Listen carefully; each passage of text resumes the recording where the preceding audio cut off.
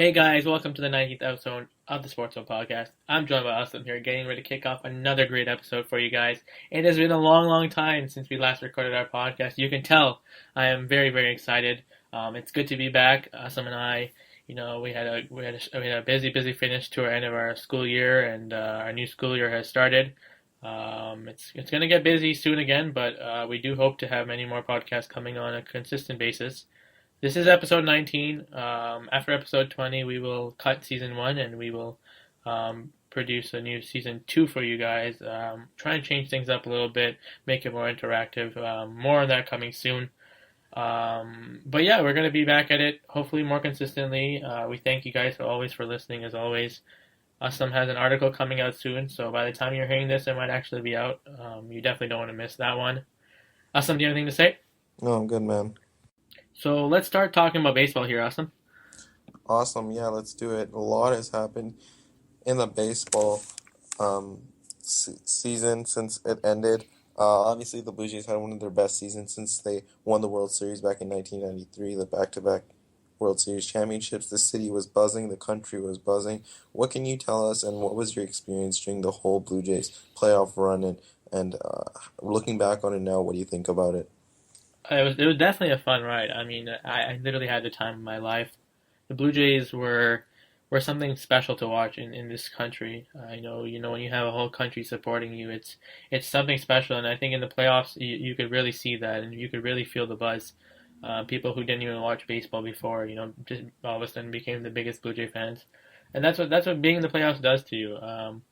The Blue Jays obviously, winning the AL East. I know, if I can recall well enough, that when we were talking on the last podcast or the podcast before, I was assuring guys and assuring our fans and our listeners, don't worry, the Blue Jays are gonna make it. They're gonna make it, and they surely did. You look back at the season that was. I mean, Alex Anthopoulos, who's gone now, which we will touch on in a little bit, but he made some big moves. He really did take a risk. He went all out. He went all. He wanted to put all the chips on the table, and the goal was to win the World Series. And the Blue Jays obviously fell short of that. But when you acquire a guy like David Price, a guy like Troy Tulowitzki, I mean, we've talked about it before. It's been well documented that those are the kind of moves you make. When you're going to go all out and to win the World Series. Of course, David Price no longer a Blue Jay. He was obviously a rental, but Troy Tulowitzki's still here, which is actually pretty cool now when you're looking forward to 2016. But a lot of the pieces, most of the pieces I would say are still here. The Blue Jays still have a really good lineup. But there was a lot of bright spots. I mean, starting off with Josh Donaldson, we have our own MVP in Toronto. I think that was something special. He's obviously going to be getting that hardware on the season opener, which I will be attending 100%. I believe that's on April 8th. You look at the bullpen. I mean, the bullpen, some bright spots there, of course. Brett Cecil had a really good second half. Osuna and Sanchez were definitely something special to watch. I mean, you look at Osuna at such a young age, closing out games in the playoffs. That can't be overlooked for sure. I mean, you fall short to a team like Kansas City. Kansas City is the full package. They are the full team. I think, people were talking about how, David Price couldn't get it done in the playoffs. I mean, it's hard because I think, if you look at the last game, I think it was the last game, Game 6, where he did lose and the Blue Jays ended up being eliminated, that he didn't get the run support that he needed. I think he pitched, 7 innings, strong ball like that. But at the end of the day, he didn't get it done. The Blue Jays didn't get it done. It's a team game, obviously. I don't put all the blame on David Price. But, when they came back against Texas, Jose Bautista had that bat flip. That bat flip, went viral. It was one of the most exciting baseball moments I've ever seen. It's even on a Christmas sweater now. I mean, there's so many things that you look at this Blue Jay season. There was so much great things. And, when I look at this, I mean, you look at the season now, which we'll talk about a little bit. But, it's kind of crazy how, losing David Price has people saying, Blue Jays aren't going to make the playoffs. The Blue Jays aren't the same team. There's no ways. I think a lot of people are underestimating the Blue Jays right now. But I think, it was a great season, Aslam. And I think, I think there's a lot to still be excited about.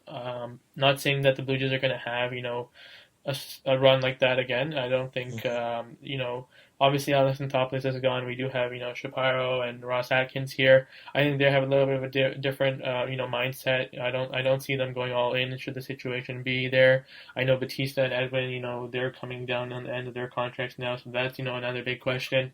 I think there's a lot of questions about, player depth, which definitely should be a concern. A lot of times, player fans want to see win, win, win, but with this Blue Jay team, that depth has always been a problem. So, I mean, there's a lot to talk about. There's been definitely been a great season, and I'm really looking forward to 2016. So awesome. There was a lot of free agent moves that went on during the offseason. Obviously, most of the big names are gone. There's still Cespedes on the market, but Price, Greinke, Upton, Hayward, Chris Davis all signed. What are your thoughts on some of these moves and some of the potential moves going forward?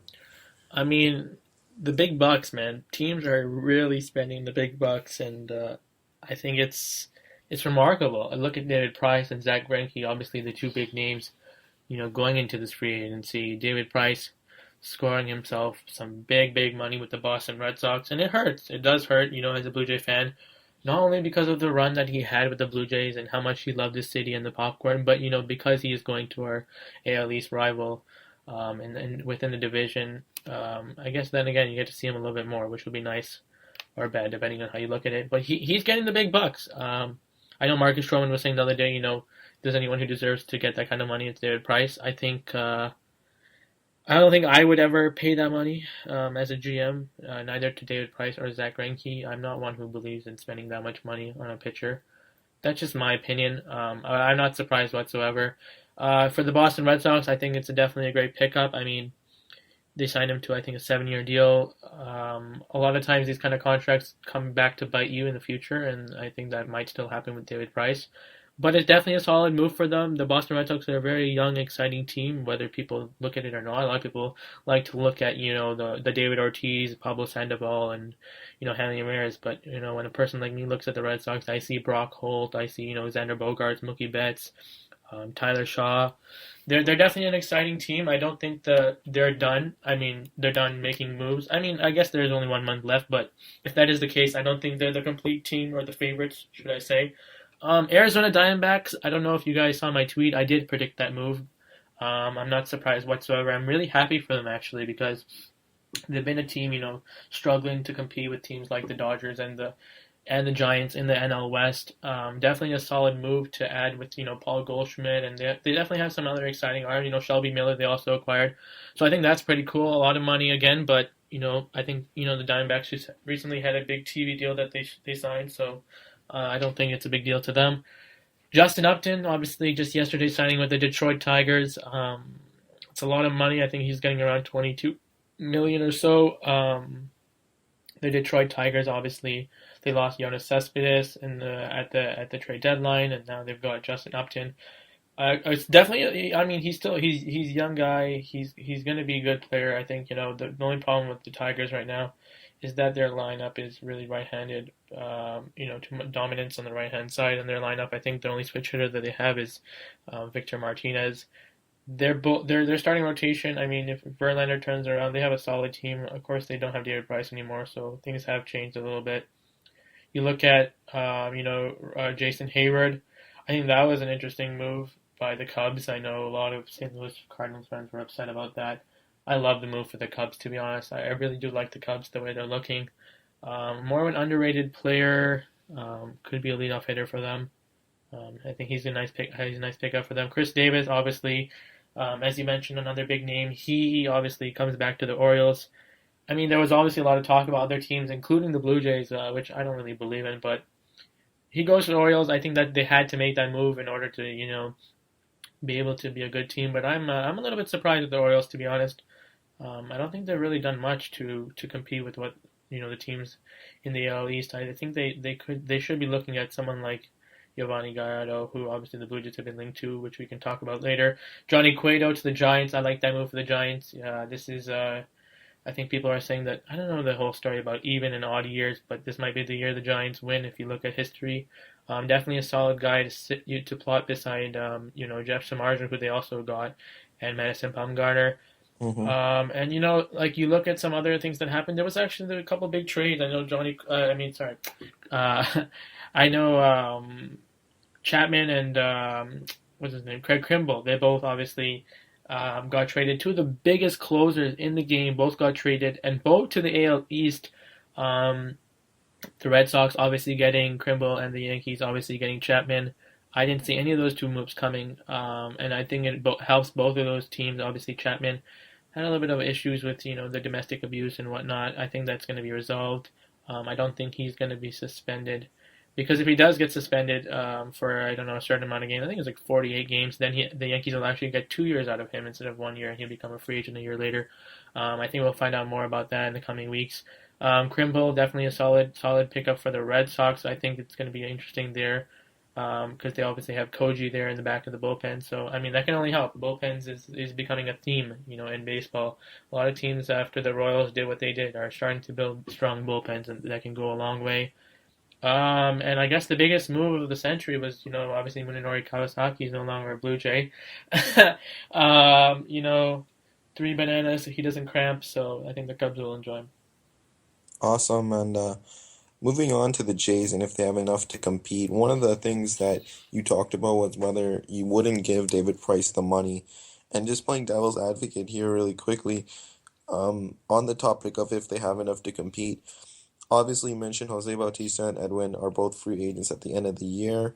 It remains to be seen whether they're going to sign extensions with the Blue Jays or not, due to either the term limit that the club has or the age of both the players. So many would argue that the Jays' time to win, the best time to win, is now, considering one or both of the players may not be here, or the core players may not be here in a year's time. Do you think that signing David Price, regardless of the price, would have been the best move for the franchise? Just because if you're not going to go for it now, when are you going to go for the World Series title?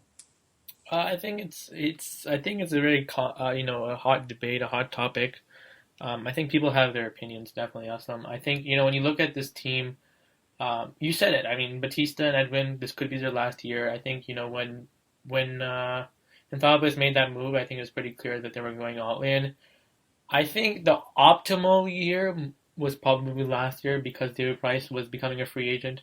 If they had chose to sign David Price in the offseason and instead shoved them that money, which I know I'm not surprised at all that they didn't even offer him a contract. But I mean, if let's say the Blue Jays got him, that's whatever 6 7 years there. That means they're going to have to bring Batista and Edwin again back here. I think it's very interesting actually, Aslam, because I mean, obviously, there's two ways to look at it because one, offering a contract like that for David Price, you say, okay, yeah, offer it to him. Maybe, I mean, it's obviously not a guarantee, right, Aslam? We know that it's not a guarantee that you're gonna make the win the World Series, and if that's the main goal, and that means obviously bringing back Batista and Edwin, which is obviously a must part of that whole equation, and that's gonna cost a lot of money. That's definitely increasing the payroll to a significant amount, especially now with players going to arbitration like Donaldson and so on. Um, I think you're absolutely right. I think if the Blue Jays made that move, they would definitely be going all in, and I think that's obviously the main point these days in sports is obviously to win it all. But I think when you look at the Jays, if there's another way they can do it, I think they feel that there's. I think if you look at the way baseball is becoming, there's a lot of young teams developing young players. I mean, you don't look further than the Mets, and you don't look further than the Cubs and the Astros. I think and the Royals too. I mean, those are teams that are becoming developed teams. They're developing their own talent and they're winning it with their own talent. I don't think it's becoming very common for teams to spend big money on free agents and to be able to win, extremely on a consistent basis. Hmm. I think the Jays, I think they're in a little bit of a dilemma here. I think they need to really decide what their future is now because if Batista and Edwin are both going to walk, does that mean you go into a mini rebuild? Do you really think you have enough pieces? I know depth is obviously a problem. I mean, Dalton Pompey, Anthony Alford, and Vladimir Guerrero Jr. are obviously there to fill in for Jose Batista, but they're not going to give you that power. If you look at the Edwin side of the situation, obviously, you have Colabello and Smoke, but I mean, that's not obviously as exciting. I mean, maybe you can keep one. I don't see the Blue Jays being able to keep both with money. I don't think the Blue Jays are very flexible with money these days. Um, And I think it's going to be very interesting to see at the deadline, where the Blue Jays stand and if they choose to make a move, because many people are saying maybe look at moving someone like Edwin or Batista, one of the two, to get some fill another hole where fill another hole where you need it, maybe get another really strong starting pitcher. I mean, they're both obviously also getting quite old. I mean, when you look at the baseball situation, if you're going to sign them to deals, I don't think you're going to want to sign them for more than 4 or 5 years. And you know how baseball works. There's always going to be a team that wants to spend much more than you are willing to spend, and Hmm. before you know it, you've lost the player to nothing. Awesome. And one of the things I wanted to touch on quickly is an underlying factor is the depleting actually went up today, but the Canadian dollar.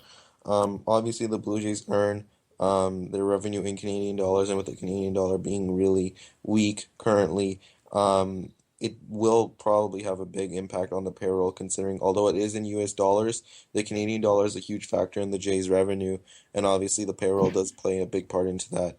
Um, Absolutely. so looking forward to 2016, you want to provide a brief, quick season outlook? Who do you think are the favorites to win? The Jays new management group and the manager John Gibbons. Definitely. So I think starting with the Jays management, I mean, there's a lot of skepticism. Obviously, a lot of people loved Alex Anthopoulos. I loved him myself. I know I'm an aspiring Blue Jay GM in my future. I would obviously love to be someone like Anthopoulos. I think Shapiro and Atkins have to just do what they have to do. I don't think they're trying to win over anyone here in Toronto. They've come here to do their job. Do I think they're going to do a wonderful job? It is yet to be seen. I for one actually like Shapiro's idea of going after depth. I think that's always a great thing to look after. But there's obviously so many needs, right? And I think there's a lot of people are going to be criticizing the Blue Jays.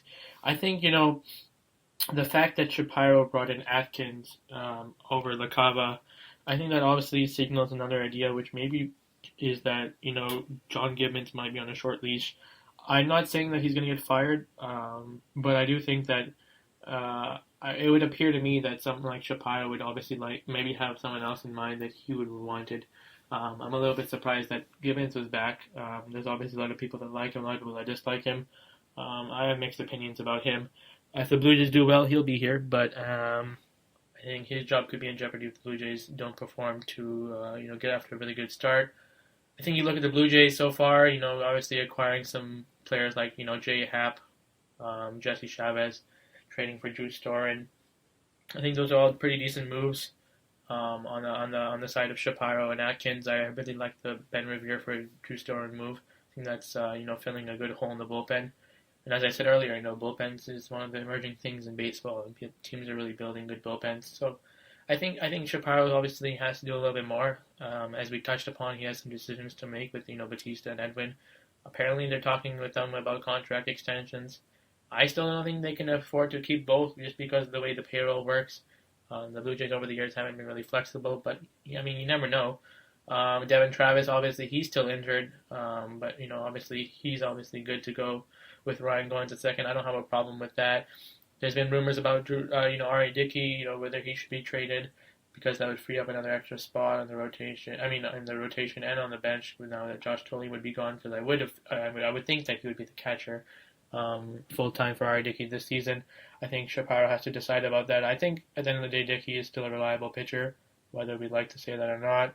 I Hmm. mean, I mean, Shapiro obviously has a quote unquote ace with Marcus Stroman. If Marcus Stroman can continue to be what he is, I think that's going to be very exciting for the Blue Jays, for fans like myself, who obviously Marcus Stroman is my favorite player, HDMH.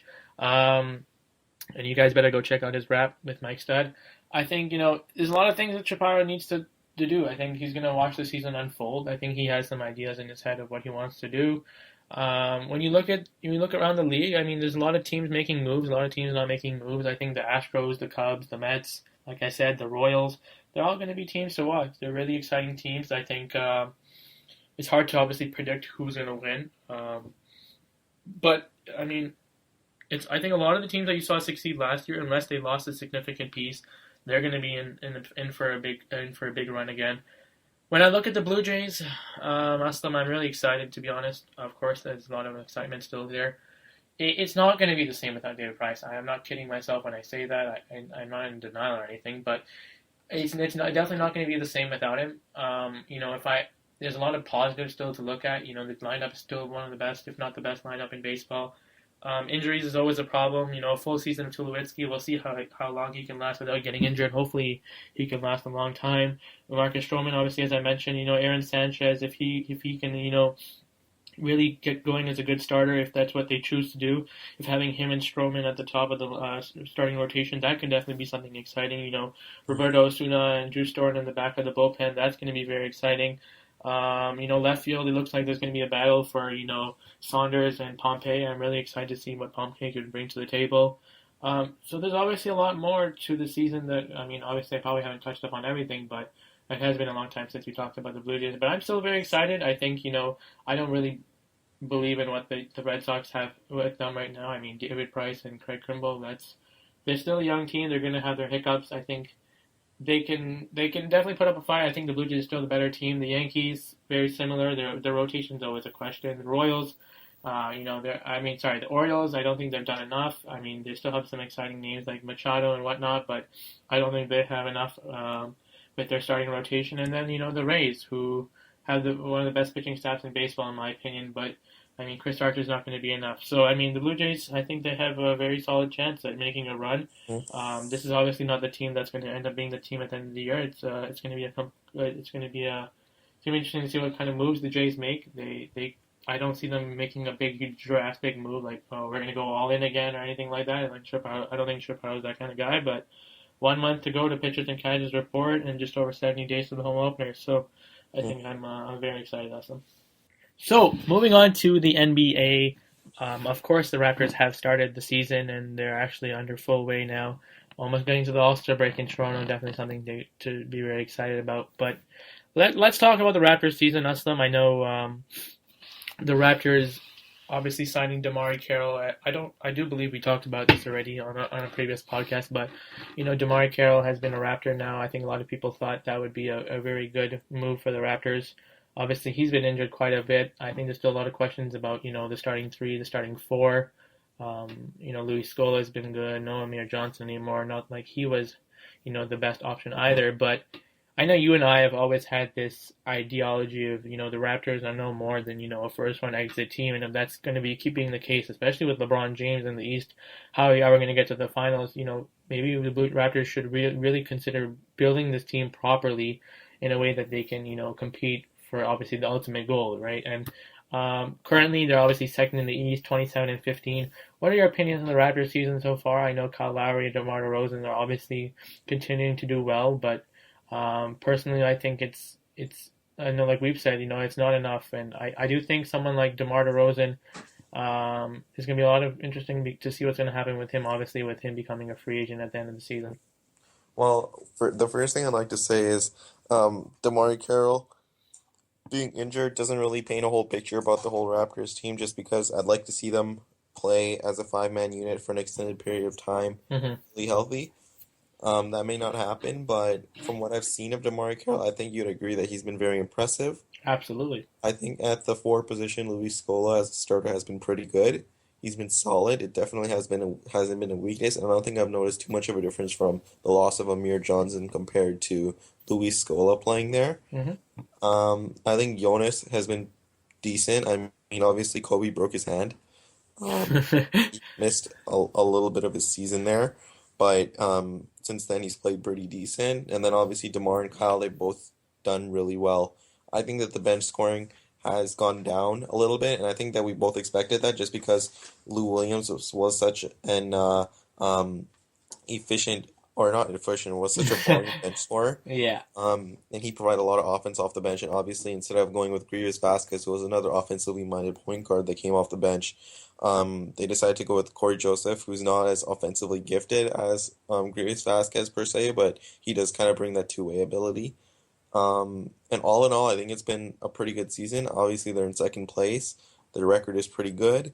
And I'm looking forward to the playoffs for sure. Hopefully, they can figure out the DeMar DeRozan situation, because it seems like him and Kyle Lowry really like each other and they're really good friends. Hopefully, that'll convince DeMar to stay in Toronto. Before we move on to other teams around the league, I'm obviously going to be saying that I am a true Raptor fan. I do really like the Raptors. I do like DeMar DeRozan. And I think we've had this question. I mean, we've had this discussion. I don't know if we've had it on air or not. But you and I have talked about this. DeMar DeRozan, obviously, because it's becoming such a big question, I think we might as well talk about it. I mean, DeMar DeRozan, in my opinion, I do think he's a good player, but I don't think he's a great player. And I mean, I do think someone like the LA Lakers, and other teams, maybe like the Brooklyn Nets, are going to offer him a max contract. Do I think he's worth a max contract? I really don't think he's worth a max contract. Then again, you do see players, obviously like Tristan Thompson, making big loads of money. That being said, do you think the Raptors are going to offer him a max contract? Well, they're paying DeMar Carroll $15 million this season. Hmm. I don't see how they can't pay DeMar DeRozan the money that he deserves. I don't think by any means if he does come back to Toronto, it's going to be on a discount. I think that would be insane for him to take a discount to come back here. I think that the question comes whether if the Toronto Raptors offer him max money and so do the Lakers, offer him really good money as well, whether he chooses the Raptors over his hometown team. Absolutely, but you know, I do think 100% that the Lakers offer him, obviously because he's a Laker guy and that's becoming a thing. Playing for your hometown, and with obviously the Lakers situation, obviously they obviously need a center as well. But I can see the Lakers offering money, and if the Raptors offer him money and he chooses to go to the Lakers, then the Raptors get obviously nothing, and he walks without obviously anything. So I mean, what do you think? I mean, is it is there any way the Raptors would trade him at before the deadline? I mean, they're obviously a playoff team, but you and I both know that we don't really see them going past the first or second round. So Hmm. would you as a GM ever consider trading DeMar DeRozan, maybe to someone like the Lakers who think they can get him to a into a long term deal, and then also give the Raptors a chance to offer Kevin Durant some big money. I know there's not many exciting players on the free agent market that might suit the Raptors, but I mean you can't obviously offer Durant that money if you have DeMar DeRozan, and if you do offer DeMar DeRozan that money, then you don't have much more money to spend on improving the team. So, Hmm. what do you really think? Well, the first thing I'd like to say is that I think that the position that the Raptors are in, where they are second in the East, it would be pretty crazy for them to trade DeMar DeRozan because that's pretty much bowing out of the playoffs. Yep, Or at least if they do make the playoffs, it's going to be a lower kind of seed. absolutely, And if they do maintain their seed, they're going to get out in the first round for sure. for sure. I definitely think it depends on the return that they receive. If they can get someone like, I don't know, I'm just going to throw out a name there, like Giannis, like the Hmm. Greek Freak. I think you definitely do it. I don't know why the Bucks would. I was just threw out a name there, but Hmm. anyways, I think that they're gonna hold on to DeMar just because it doesn't make sense for them to trade at this point. If they weren't in the playoffs or maybe they were in seventh or eighth, hovering around that playoff position, Yeah, then I would definitely trade him because I wouldn't want him to walk for free. But considering the position the Raptors are in, maybe they should go after a rental type player or that last kind of piece to put them over the top. absolutely. I think that's similar to what the maybe something like the Blue Jays did. Maybe make a trade. I know they have some draft picks coming up. I think this is a good time to go all in, or if they're not going to go all in, then obviously trade DeMar, which would be kind of crazy, obviously in second place in the East. Hmm. So moving around the league, Stephen Curry and the Golden State Warriors have been nothing shy of impressive. They obviously went on that huge run. I think it was 22, 23 games that they went without losing a game. I know someone's gonna correct me later on that I'm wrong, but they've been amazing. But they haven't been the only team that's been amazing. I know the Spurs have been terrific. The Cavs have been good. Obviously, in first place, I do think the Cavs should be better than they are right now, but that's just my opinion. Just as of late, when I've been watching, LeBron James and stuff. Um, why don't we talk about the Warriors a little bit? Do you think the Warriors have it all to repeat? I know we've talked about this idea of them creating maybe a dynasty of some sort. I personally think that it'll be them and the Spurs in the Western Conference Finals. But what do you think about the Warriors? And do you think that maybe Stephen Curry wins MVP again? I definitely could see him winning MVP just because not of his individual performance, just because of how much how good the Warriors are doing Hmm. um, as a team and how important he is to that team. Steph Curry obviously has been unreal. The Golden State Warriors look like championship favorites again, in my opinion. I don't think that's an unpopular opinion. I think that's a very popular opinion that they're gonna challenge for a title again. And I definitely do think they have what it takes to do it all over again. Out of the West, obviously, you said the Spurs look really good. Um, I'd be surprised if the Thunder don't make a. I mean, if the Thunder don't make a push this season, I think Kevin Durant is gone for sure. Just because I don't know how much you can take of I'm not gonna say it's mediocrity, but like you know what I mean. Yep. The not good enough to challenge for the title. So it's gonna be really interesting to see what happens in the West and the East. I'd like to see. I think the Cavs are gonna make it far again. Obviously the emergence of Derrick Rose once again in the East for the Bulls. Jimmy Butler's been absolutely insane. He's been terrific, and then obviously you have the Raptors. So it's a really tight race, and I want to see what's gonna happen going into the playoffs. Terrific stuff, and I definitely agree with you. I do hear a lot of people saying that the Spurs, a lot of people keep underrating them and forgetting about them. So I think it'll be interesting to see what happens to the West. I do agree with you in the East. It's gonna be Hmm. interesting to watch. Looking around the league, some of the players. Let's start with the rookies. I mean, D'Angelo Russell, Jahlil Okafor, Porzingis. What are your opinions on some of the rookies? I know we have both been very impressed with Porzingis. We do know he's a beast. We have talked about this off air. What are your opinions? I mean, a lot of times people like to go back and say, "Oh, what if this team drafted this person?" I know people were saying, "Oh, Porzingis, why were the Knicks drafting him?" Well, he obviously seems like a gold pick there. And then you see like D'Angelo Russell struggling, and why they didn't choose Jahlil Okafor. Or now that you look at it, Porzingis. What are your opinions on some of the rookies so far?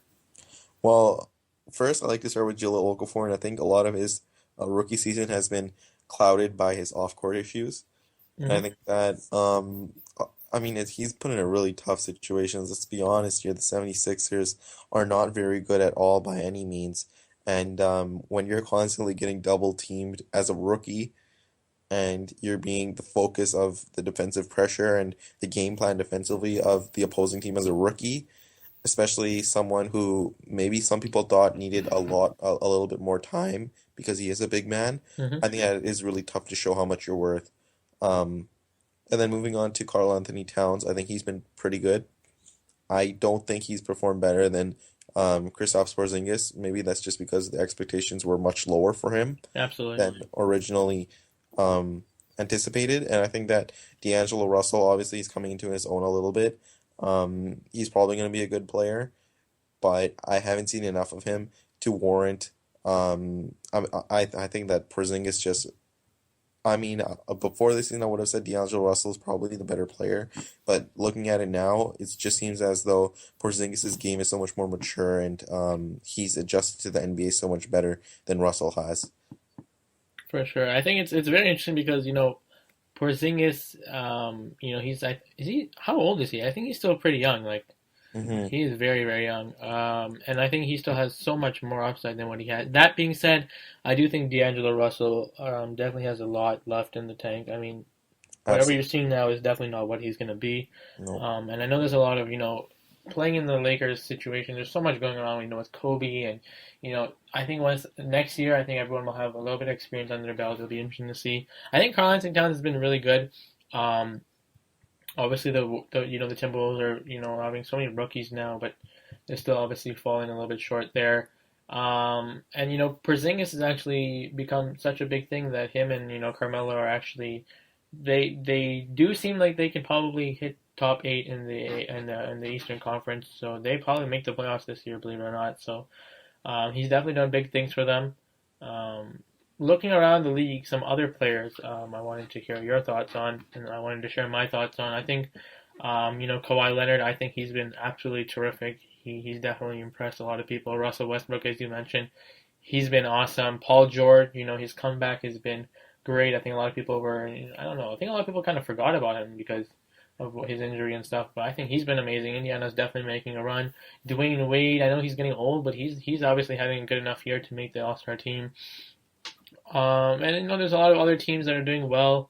I know just recently a couple of big performances, obviously with Kemba Walker and J.J. Redick, Dwight Howard, Hassan Whiteside, obviously beasting and feasting with the blocks and boards.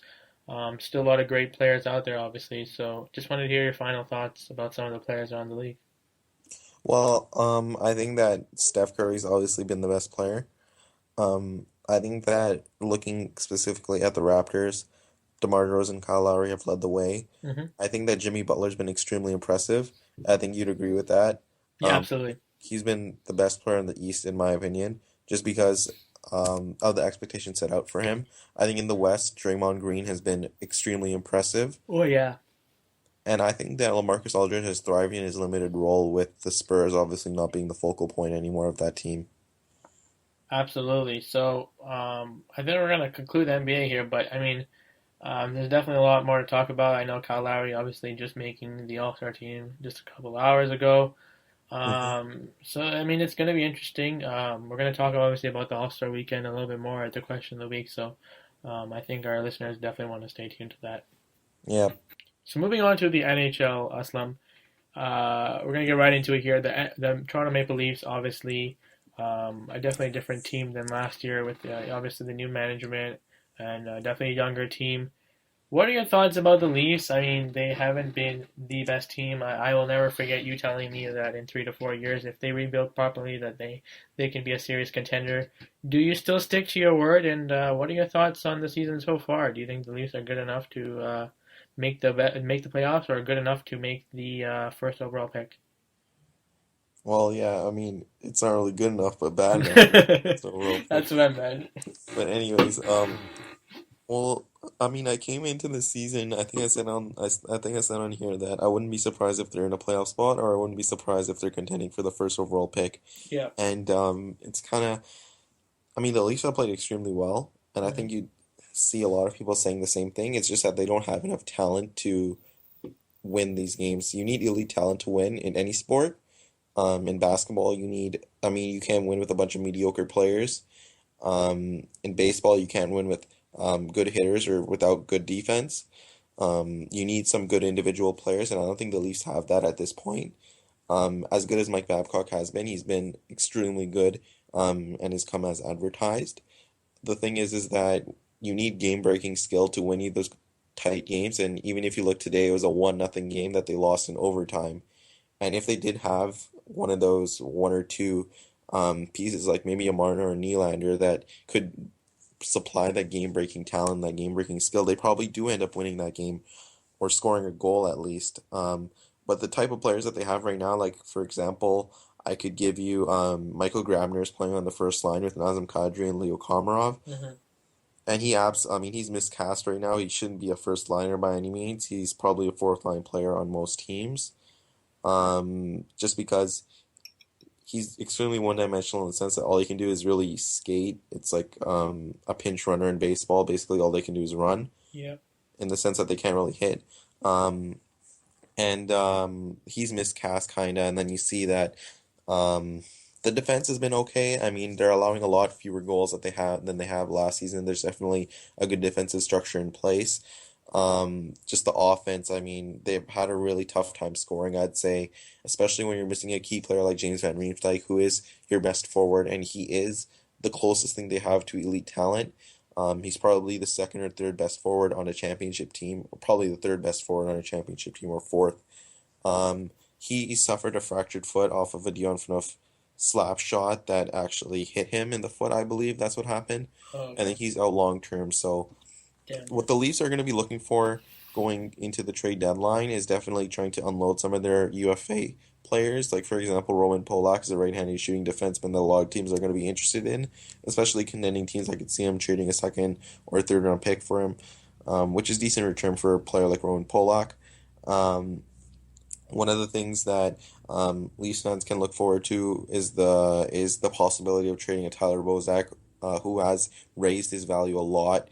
People Hmm. thought before the season that losing a player like Phil Kessel will hamper his production, and he's gonna, although he wasn't exactly producing at a first line center rate, they thought he would be producing more as a third or fourth line center, but he's actually increased his production and maintained it to that with Kessel at some points. So he has produced at a very high level, and that makes his contract a little bit more desirable to take on. He still has some value. I'd say that he could maybe fetch a second or third round pick on the market. Other players like Leo Komarov will be attracting a lot of interest from contending teams just because he's on pace to score near 30 goals. He's had a career year. He can do everything really well. He's fast. He can hit. He really gets under the opponent's skin, Hmm. and he really does everything well. I believe he's one of the only players with like 120 hits and like more than like 13, 14 goals. So he brings a lot to a team, but they don't necessarily have to trade him. And then obviously Dion Phaneuf bouncing back. Mike Babcock has really done wonders for him. Last season wasn't the greatest in his by his own standards, but this season he's looked like a completely rejuvenated player and one that a lot of teams will be definitely interested in considering trading for. So that's what the Leafs can look forward to in the future and going forward. So if you want to talk about prospects, we can talk about that. Absolutely. But before we talk about that, I actually wanted to ask you Hmm. regarding some of the players you talked about. I think, you know, when you and I talked about the change in management and how that would impact some of the younger players, I did hear, I'm not sure if you agree with this, but did hear that, you know, someone like Tyler Bozak, who I was actually a little bit surprised that you mentioned that he could be on the market now that his trade value is higher up. Do you think his value has gone up, and do you think he's been playing better because of Babcock and because of this new system that the Leafs have? Well, one thing that Mike Babcock does really well is he knows how to get the most out of mediocre players. And not saying Tyler Bozak is a mediocre player, but he is a really average one. Okay.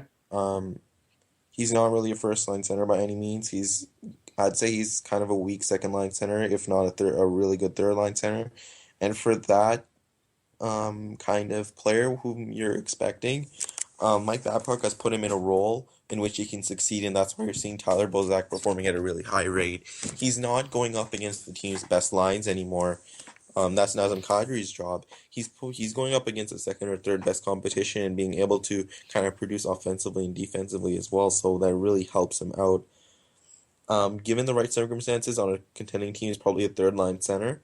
Mm-hmm. And Mike Babcock definitely his deployment of players has been absolutely incredible given what he's had. I mean, he's not throwing Dion Phaneuf out like 25, 30 minutes like Riney Carlisle and Peter Horacek did, for example. He's not going up against the best opponents, best teams, and he's really thriving in that role. Um, so that's what I can say about that. For sure. So, talking about the prospects, I know the 2016 NHL draft is coming up soon, soon, soon. So, you know, what's the buzz going on? You know, who are the guys who are expected, you know, to be at the top of that draft class? Is it I mean actually, I should know that it's not going to be as strong as obviously last year's draft with obviously David and Eichel and them, but how does this draft class stack up to some of the previous years? Well, firstly, I think last year's draft, obviously, like you said, it was extremely stacked, but I mean, this draft is pretty good. I mean, Austin Matthews, if he was in the 2015 draft, and I'm going to release an article about this topic very soon, and you can read up on it. Austin Matthews is a very elite, like he's an elite talent. He would definitely challenge Jack Eichel for the second position behind Connor McDavid, but this draft doesn't lack a Connor McDavid. 95% of drafts don't. He probably comes around once every decade or so, so. Hmm.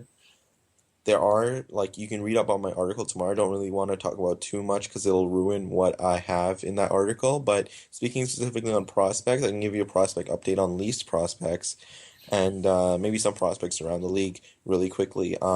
Mitch Marner obviously went to the World Junior Hockey Championship where Team Canada kind of underperformed. And you can pinpoint on one or two players who really messed it up for Team Canada, but I'm not going to do so because I don't think it's fair to criticize. Hmm. But the player I'm referring to definitely did not have a good tournament at all. And I think most people who watch World Championship will know who I'm referring to. But Mitch Marner, in the game that the Team Canada did end up getting eliminated to the eventual champions, Team Finland, he scored two game tying goals, one with like, I think it was like 10 minutes left and one with 5 minutes left, both on the power play. So he really showed and he got better as the tournament progressed. And looking at Mitch Marner's play overall with the London Knights this season, he's been absolutely outstanding. He's producing at a better than 2 points per game pace, which is absolutely insane for the Ontario Hockey League. He's ripping it apart. He's obviously too good for that league, but the Leafs don't want to bring him up too early. They definitely want to take a more patient approach with their prospects, make sure that they're completely ready before coming to the NHL. And I think that one thing to look forward to for the future is whether he's going to make the Leafs next season or go back to the Ontario Hockey League. William Nylander, really quickly. I think he's the Leafs' best prospect. I think he's better than Mitch Marner. As a prospect, he's setting records for the American Hockey League production as a teenager. Hmm. He, as a lot of Leafs fans and hockey fans and sports fans might know that he got concussed at the World Junior Hockey Championships on an open ice hit against Switzerland. Hmm. But he's producing at an elite pace, and he's breaking all sorts of records for teenagers producing in the American Hockey League, and he's just been terrific. I mean, he's showing why he was considered a first overall talent at one point during that draft, and he did end up slipping to number eight. And then the last thing I want to talk about is one surprise, and that's the Leafs' fifth round pick, Dmytro Timashov. He's been producing at an absolutely elite pace, and for a fifth round pick, he's been absolutely exceeding expectations. Awesome. Definitely some good insight there, Aslam. So, Mm. what are your thoughts on the Montreal Habs? I know, obviously, we had a guest earlier on in the season. My friend Noah came on, and he was telling me, obviously, because I'm not a huge NHL guy, that the Habs had a really big slide. You know, where they lost. I think it was 6 or 7 games in a row, and Carey Price is down. So, what's happening with the Habs right now? Well, I mean, one thing I'd like to say is he must be hating life right now because the Habs are absolutely in shambles.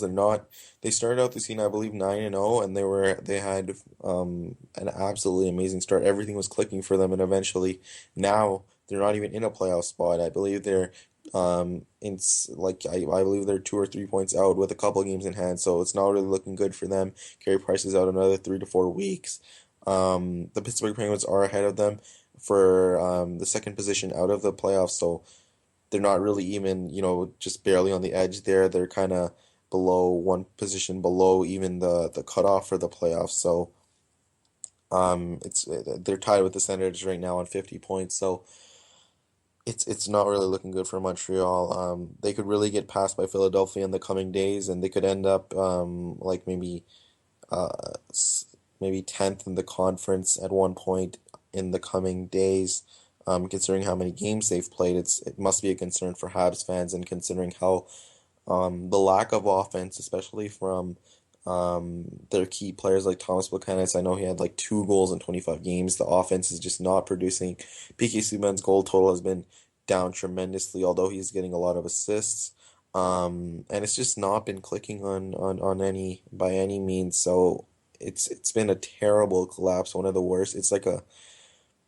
I've never seen anything like it before. A team collapse so badly, and I think that there's a lot of factors that go into this collapse, and I think that going forward, the return of Carey Price will be key to them making the playoffs if they do make it. And currently, I believe there are no playoff teams. I think Canadian teams. I know Vancouver just won, so they're probably in a playoff spot. But there is one Canadian team in the playoffs currently, and that could very easily change.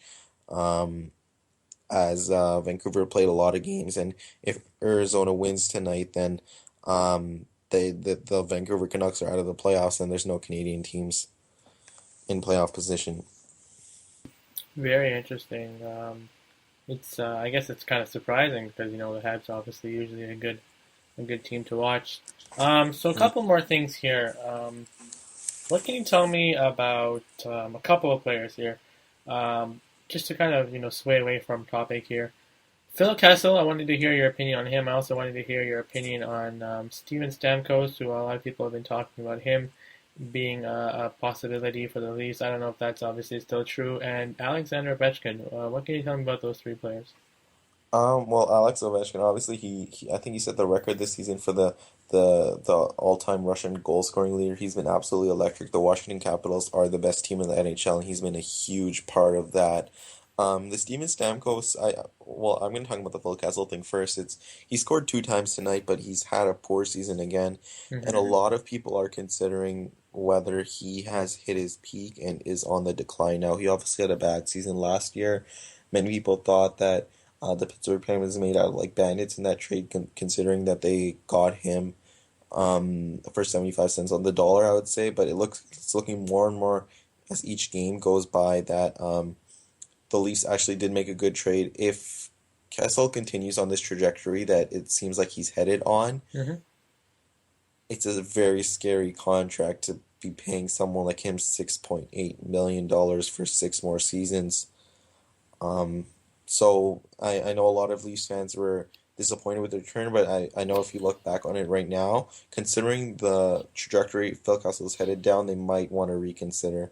And then one thing I'd like to talk about regarding the Steven Stamkos thing is the Jonathan Drouin saga, since I think they are kind of interrelated. Mm-hmm. Something's not right in Tampa. And what I mean by that is the mishandlement of Jonathan Drouin. If you haven't heard, it's been on Twitter all week. Mm-hmm. I think it's been trending heavily on Twitter for the past 48 hours. And what basically happened is that Jonathan Drouin, who was the third overall pick in 2013, um, he requested a trade back in November. It wasn't made public, but Mm-hmm.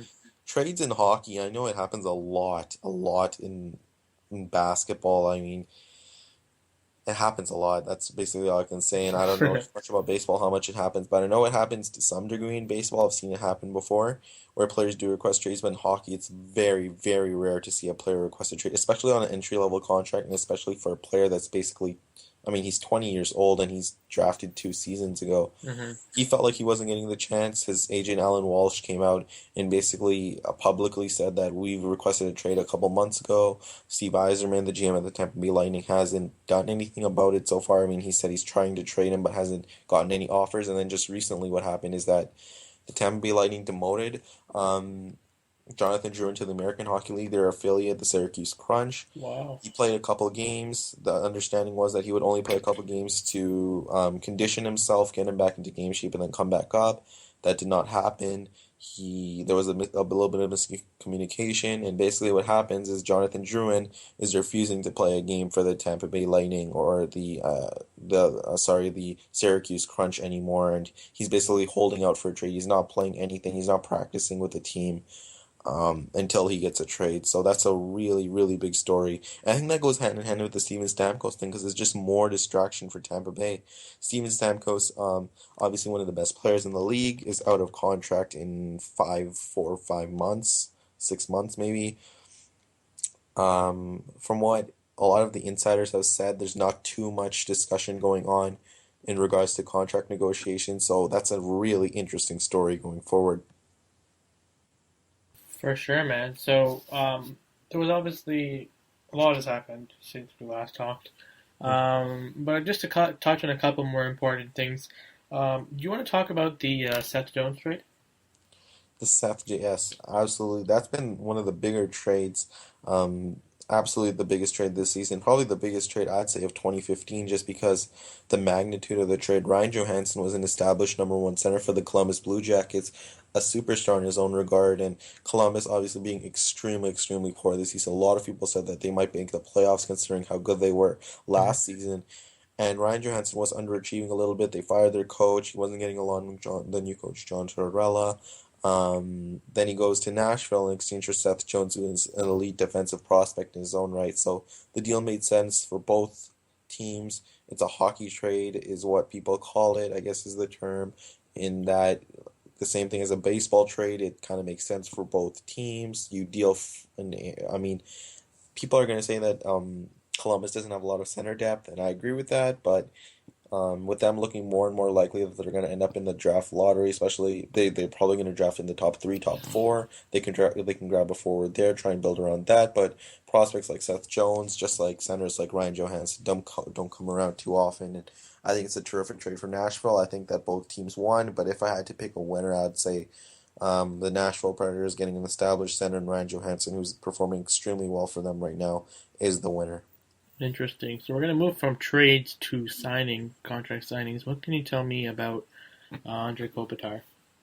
Anze Kopitar signed a 10-year, 80 million. Sorry, not. I think it was an 8-year, $80 million deal. My bad. Mm-hmm. For an annual average salary of $10 million. I think it's an extremely fair deal considering he's almost the same player as Jonathan Taves, except he's not Canadian, so um, he's not as popular as Jonathan Taves, I'd say. But he plays an extremely similar game. They both are very good offensively and defensively. Both are extremely key parts of their teams. Kopitar has 2 cups, so. He absolutely deserved the contract. I think it's good on both sides. I'm a huge fan of his. For sure. And some final thoughts here before we conclude the NHL segment. What can you say about John Scott, and what can you say about Shane Beer, if that's how you pronounce his Ghost, name. yeah. His name is really tough to say, and Beer. Ghost yeah. Beer. Oh. Yeah. So the thing is that John Scott obviously, he's been a hot topic in the NHL, and I think the sporting world, I believe ESPN actually covered this story, and they rarely cover the NHL. Basically, what happened is that a lot of the bloggers, Redditors, and forum users, thought it would be funny to humiliate the NHL by voting John Scott in. Hmm. Um, John Scott is basically the Brian Scalabrine of the NHL, if you get that reference. Yeah, so he was voted in, Oh um, my god. and he's not only voted, he's an all-star captain, and I think that it's extremely hilarious. I actually voted for John Scott as well because I Oh usually don't my watch the all-star games. god. I think we're going to talk about this a little bit later. Correct me if I'm Correct. wrong. Yeah. All-star games, Hmm. but I think that they're ridiculous. I hate them in hockey. I hate them in all sports, and they're just ridiculous, waste of time. But I'm actually going to watch the all-star game just to see John Scott, who shouldn't be there, and who's not the best player, play. So I think it's a huge marketing ploy by good thing for the league and the All-Star game in general. Moving on to Shane Gostisbehere. Well, actually, one thing I like to say about John Scott, I mean, how would you feel about Bartolo Colon starting Yeah, for the everyone would watch because they want to see him hit inside the park home run. exactly? It would be like it would be like Bartolo Colon in the home run derby. I mean, everyone would want to see that, right? So Shane Dawson, yeah, moving on to him. He's been the surprise player of the Hmm. year in the NHL. A lot of Flyers fans knew his offensive potential, but didn't know that he would adjust to the NHL that well. I believe has 19 points in 27 games after tonight. He's been absolutely killing it from the defense. I believe it's the third or fourth round pick, and he's been absolutely killing it. He looks like the real deal, and he looks to be a very good player for years to come. For sure. So before we end, really quickly here, um, I mean, it's always fun to talk about these things and look ahead in the future when we say these things. Where do you see the Leafs ending in the standings? If you had to say now, and we're obviously going to look back at this in a couple of months. Well, I think that what I'm gonna say is that they're probably gonna end up close to dead last in the conference, and I'm just gonna say that just because um, they don't have the talent right now, and imagine this team without some of their players like P.A. Parenteau, Roman Polak, who are going to be traded Hmm. since they are unrestricted free agents. They're going to be traded to contending teams or playoff teams to help them with their playoff run, and obviously the Leafs will get back either prospects or draft picks for these players. So it's going to be an extremely barren team. I mean, I'm talking about bare bones, hard to watch. Um, it's going to be torture trying to watch the team, I think, in a I mean, after the trade deadline, just because there's going to be an extreme lack of talent. I can't see them going anywhere but down. Awesome. So we're going to move on to soccer then. So moving on to soccer here, Aslam, really quickly, obviously, we did talk a lot about, obviously Chelsea, Arsenal, Manchester United, Real Madrid, all the teams that we always talk about, Barcelona, Messi, Neymar, Suarez. We've obviously talked a lot about them. Obviously, they've obviously played so much more since we last talked. I know when we did talk about Chelsea not showing the urgency to repeat, and Hmm. the captain not being not really being a captain in your view. What can you tell me about Chelsea? I do know that I do have a couple of friends that are Chelsea fans who might end up listening to this podcast. Do you have a feeling that they're actually quite sad right now? Well, I don't know if we're going to talk about this later in the soccer segment, but I know you mentioned Neymar, Suarez, and Messi, and oh my God, they have been dynamite, and I'd be the first one to say I wasn't a huge fan of Neymar at the beginning. I didn't think that he would be as good as he is, but oh man, I think he's the third best player in the world right now, and I think that he only has the potential to go further considering how young he is. Oh wow. Um, but talking about Chelsea, man, they've been bad, and they've been so bad. They actually got I mean, Jose Mourinho has been one of the best managers in the Premier League history. I would say, and definitely in managerial history. He had Wow. just so much success wherever he goes, and to see him get fired is an absolute shame. I think that they didn't give him enough chance. But Chelsea have been vastly underperforming to their standards. I think that the surprise has definitely been Leicester City, who have been led by basically two players in Jamie Vardy and Riyad Mahrez, who have absolutely carried Leicester. I've never seen anything like it in soccer.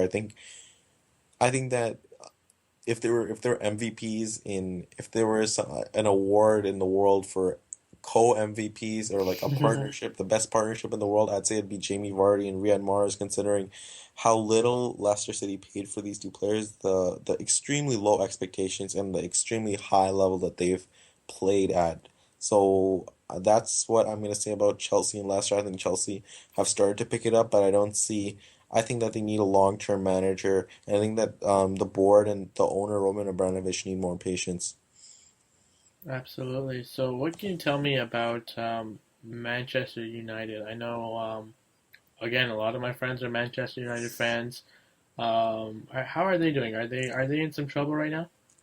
Well, I mean, you said it. It's either you know a Man United fan or you are one, basically. Um, Man United, I don't think Louis van Gaal, who's the manager of Man United, I don't think that he's done a terrific job there by any means. I think that he spent over 200 million pounds. He's had a lot of money to spend to try and improve the team, and he hasn't been able to do so. And I think that the results have been extremely underwhelming, considering how poorly I mean, the tactics that they use are just extremely bad, in my opinion.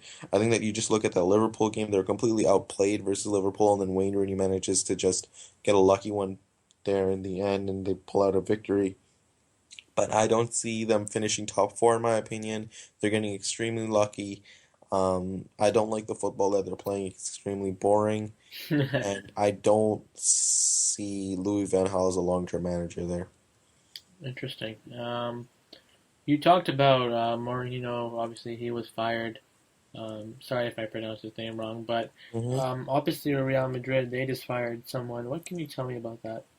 Well, it was an extremely shocking move considering Rafa Benitez was just hired in the summer and he was fired after half the season, even when Real Madrid weren't doing too bad. But they felt that Zinedine Zidane, who's a Oh club God, not the headbutt guy. yeah, that guy, he's actually hired. He's one of the Oh game's my God. yeah, and he's the manager Mm, of Real Madrid now, and he's a club legend, so he's wow, gaining the respect of the players. They're performing well now. I think that they're going to play an extremely attractive brand of football, going forward. interesting. Before we move to the question of the week, um, because I don't think we've ever had a segment where we've talked about two coaches or managers that are being fired. We obviously know as sports fans that oftentimes managers are, obviously the scapegoat of any problems that teams had. Is that common in soccer? Sorry, could you repeat the question? I couldn't hear it. Yeah, no. So I was saying that in soccer, I mean, sorry, in sports, you and I obviously know that managers are the scapegoat. Oftentimes, when a team doesn't do well, they get fired. And we just had a segment where we talked about two coaches or managers being fired, which is pretty big. Is it more common? Do you think in soccer for these kind of things to happen, where the manager has a really really short leash? hmm Well, I think that for big clubs like Real Madrid or Chelsea, it's immediate success or you're out. Hmm. More so than any other sport. I know that in basket, in most of the pro North American sports, you're gonna get a reasonable amount of time usually to try and perform well in the role that you're in. But in with those big clubs like Real Madrid and Chelsea, it's either you perform, you nothing really matters other than the wins or the losses. And if you don't perform and you don't get the points, then you're definitely going to be on the hot seat. Absolutely. So moving on to the question of the week. It has been a long time since we've done this, but conveniently talking about the All Star game and the All Star voting. I know there is a lot of buzz about Toronto, but we're not talking specifically about Toronto here. Obviously, with the NBA All Star game coming up, but I just wanted to have a little bit of a discussion here before we end the podcast about All Star games and All Star voting. I'm going to go first because we usually take it from the perspective of our favorite sports. So I'm going to take it from a baseball perspective and say that All Star games, in my opinion, they're nice and all, but it's kind of a lot of people don't see the seriousness of it, especially considering that a lot of times in sports it can be about having home field advantage in the playoffs and whatnot. I personally think an All-Star game is obviously nice, but I don't think it is. It's not a really big attraction in my opinion. I find that a lot of the pre events, like the home run derby, for example, or the slam dunk contest, that's what I enjoy watching. But I actually am not a huge fan of an All Star game. I don't think I've ever, even in baseball, I ever watched the whole game because it's just they never play seriously enough. They take it really lightly. Especially in basketball, I've never seen anything like that. I mean, they just fool around so much and it kind of seems pointless. I get that you do get to see all the great players in the same building at once, but I mean, I don't know what you think about All Star games, but I mean, if there going to be if there has to be some sort of a result of the All Star game having some sort of impact on the league, I do think it should be taken a little bit more seriously. What do you think?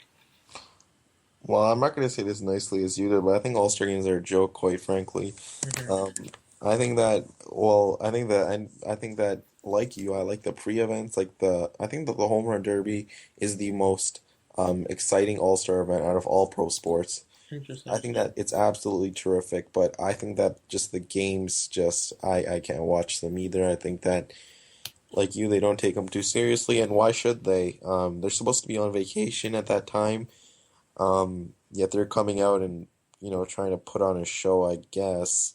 But I mean, in baseball, they try to remedy the situation, I guess, by trying to give, I think it's home field advantage in the World Series Yeah. for the winning team of and still I don't see them trying too hard just because there's one team, two teams that make the World Series, so why should they actually try? Hmm. I think that's more of an effort that the NBA gives, for example. I think that the NBA All-Star game, I don't really watch it either. I think that the slam dunk contest is absolutely and the three-point shooting contest is absolutely extremely fun to watch. I just do not consider any of the All-Star games more fun. And one of the things that I'd like to throw out there is that as much of a joke as a John Scott thing is, I think that it makes me want to watch the All-Star games more because if you imagine Brian Scalabrine being the starting small forward in an NBA All-Star game or Bartolo Colon being a hitter in the All-Star game in the MLB or John Scott playing um, in the NHL All-Star game as a captain 3-on-3, and that's basically, I mean, that's just an example of what the NHL did to try and spice things up, is they made it 3-on-3 because everybody likes 3-on-3 hockey. Oh wow. I think that they shouldn't try and do these types of things every year, where like a Brian Scalabrine or a John Scott or a Bartolo Colon are the focal point of an All-Star game. I just think that once in a while it's pretty nice to see something a little bit more fun because I think sports are taken too seriously sometimes. And I don't see how anyone can actually take the All-Star game seriously. For sure. I think there's other two things I wanted to touch upon. One thing, I guess, it's just there's so much, festivities that's going on. I think you look at the especially for like look at Toronto for example. I mean, we probably don't see it as much, but when the All Star week comes around, the weekend comes around, there's gonna be a lot of buzz. It's definitely really exciting. For the city who's hosting it to showcase what they have. I know Drake's probably gonna have a big influence for our All Star weekend. And it's really fun to have all the buzz going around. I think that's pretty cool. But another thing I think we often don't think about is that I think we look obviously because it's only a weekend, it's not a big deal. But when you look at other tournaments that are longer, like the World Baseball Classic, I know a lot of times, or like you look at like U.S. basketball. A lot of times teams are a little bit, they get nervous like if they should send their player. When you look at Paul George, obviously he got injured in U.S. basketball practice, and Brett Lawrie a couple of years ago I think got injured at Canada baseball. So I think obviously it's good that it's not too long because otherwise teams wouldn't be willing to lend their players. I guess not lend, but you know what I mean, right? Obviously there'd be a little bit more hesitation with it, but it's good. It's a short time. Teams and players are not obviously probably not going to get hurt. A lot of fun times fooling around, and it makes for some for some fun for some people. Yeah, true. I completely agree with what you said, and I think that if anyone were to get injured in an All-Star game, it would be an absolute travesty. Yeah, maybe it'll happen. Maybe we cursed it. I don't know. Let's see. Anyways, so that concludes our episode, podcast number 19. Believe it or not, almost done 20 podcasts, which means season one is almost coming to an end. We will have the season finale, hopefully next week. But for Asim and I, we thank you very much for listening. I know it has been a long time. Once again, we do apologize, but we do thank you for your support. Make sure you stay tuned because, as Asim said and I have said, he does have an article coming out within the next 24 hours. So depending on when you hear this again, it might already be out. So you do not want to miss that.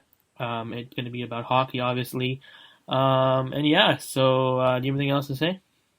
No, I'm good, man. Awesome. So we hope you guys have a wonderful week, and we'll see you next time. Peace. Peace.